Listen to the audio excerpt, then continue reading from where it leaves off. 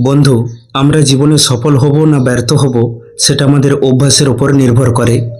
সফল হতে গেলে কি কি অভ্যাসকে আপন করতে হবে সেটা নিয়ে আমরা অনেক কথাই শুনেছি, কিন্তু সফল হতে গেলে কি কি অভ্যাসকে ত্যাগ করতে হবে সেটা আমাদের মধ্যে খুব কম মানুষই জানি।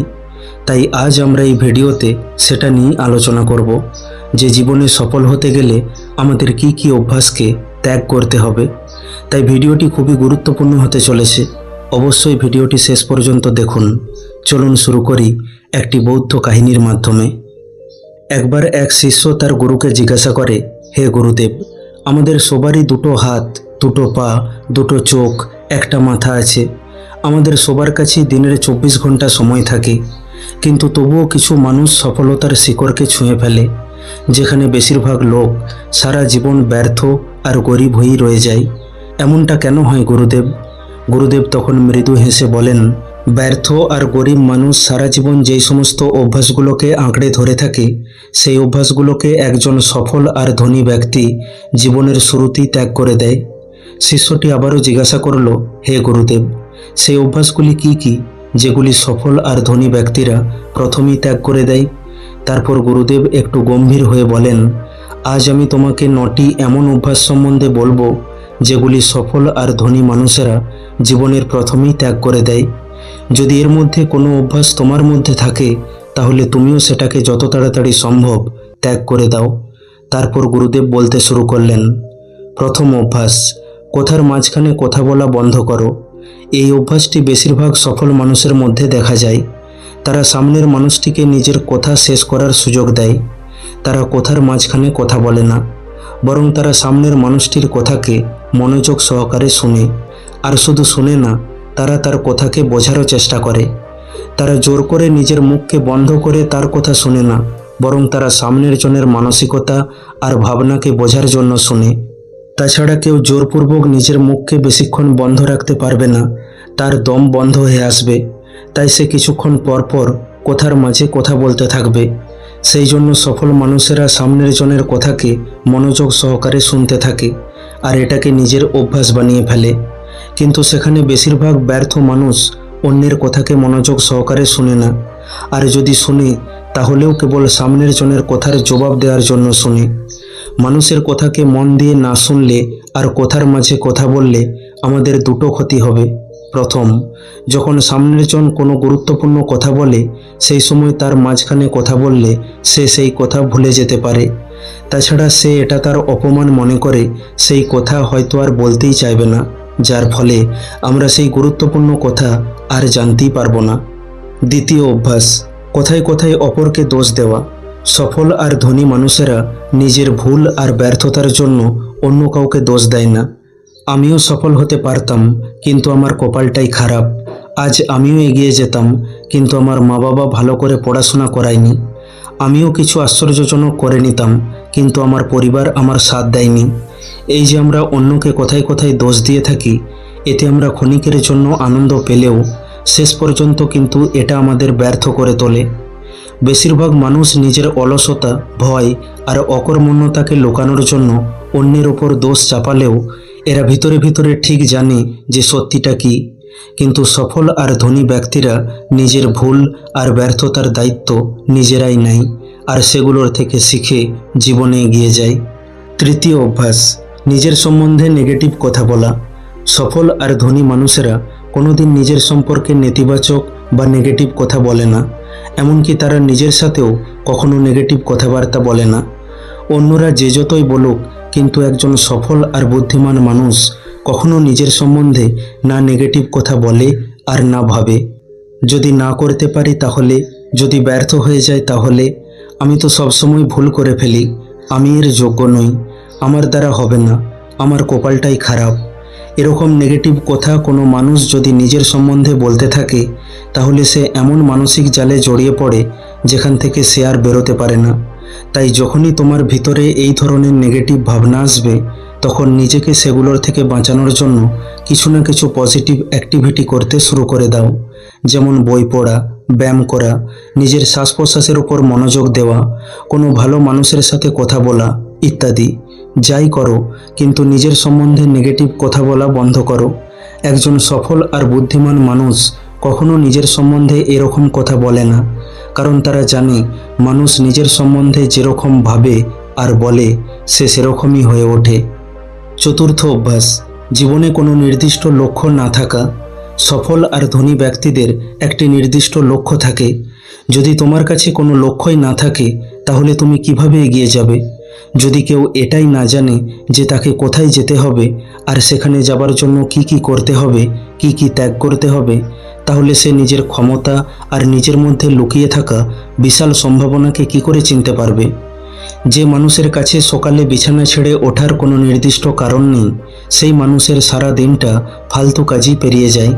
একজন সফল ব্যক্তি এই জন্য সফল হয় কারণ সে তার জীবনের উদ্দেশ্য খুঁজে নিয়েছে আর তার উপর কাজ করেছে।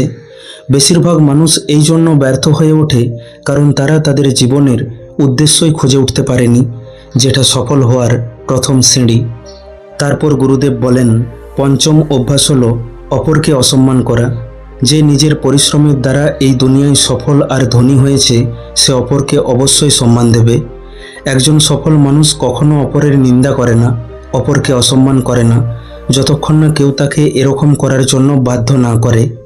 হতে পারে কারোর কাছে আমার থেকে কম টাকা পয়সা আছে, আমার থেকে কম জ্ঞান আছে, দেখতে আমার থেকে ভালো নয়, কিন্তু তার মানে এই নয় যে আমি তাকে অপমান করব, তাকে ছোট করব, তাতে সে ঘরের চাকর হোক কিংবা কোনো ভিখারি। একজন সত্যিকারের সফল আর বুদ্ধিমান মানুষ কখনো কাউকে ছোট করে না, বরং নিজের সামর্থ্য অনুযায়ী অন্যদের সাহায্য করে।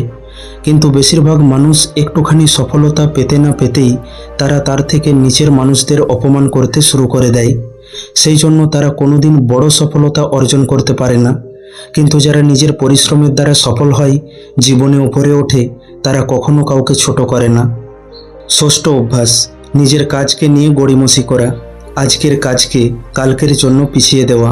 একজন সফল মানুষ কখনো নিজের কাজকে নিয়ে গড়িমসি করে না। এখন মন যাচ্ছে না, ওয়েদার ভালো নয়, রাতে করে নেব, সকালে তাড়াতাড়ি উঠে করে নেব, কাল অবশ্যই করে নেব।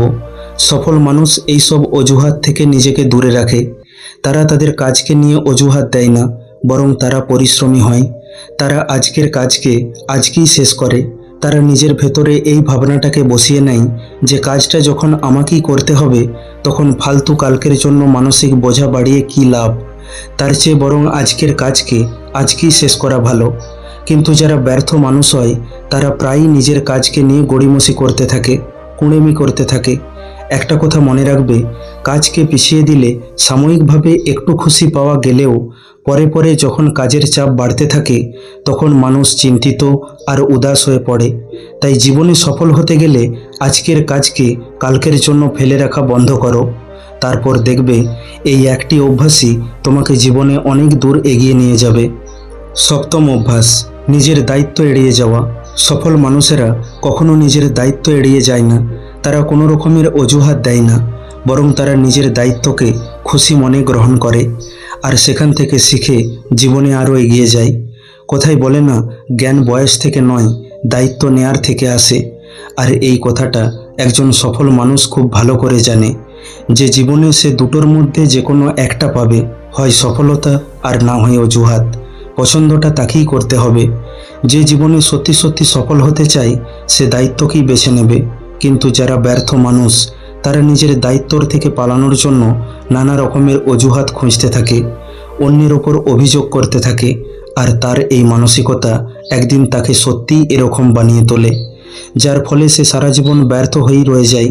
তাই জীবনে সফল হতে গেলে আজ থেকেই বাহানা বা অজুহাত দেওয়া বন্ধ করো, নিজের কাজকে নিয়ে গড়িমসি করা বন্ধ করো। অষ্টম অভ্যাস, অন্যের নিন্দা করা। সফল মানুষ কারো নিন্দা করে না আর অকারণে কারোর সাথে তর্ক করে না। কারোর আড়ালে তাকে নিয়ে নিন্দা করা আর কোথায় কোথায় অন্যের সাথে তর্ক করা মূর্খের লক্ষণ।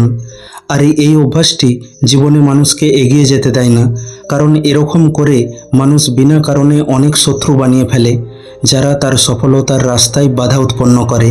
আর যার নিন্দা করা বা অন্যের খুঁত বের করা স্বভাব থাকে, সে না চাইতেও এমন মানুষের নিন্দা করে ফেলে যে তাকে সফল হতে সাহায্য করতে পারত। এইভাবে সে নিজেই নিজের সফলতার রাস্তায় বাধা হয়ে দাঁড়ায়।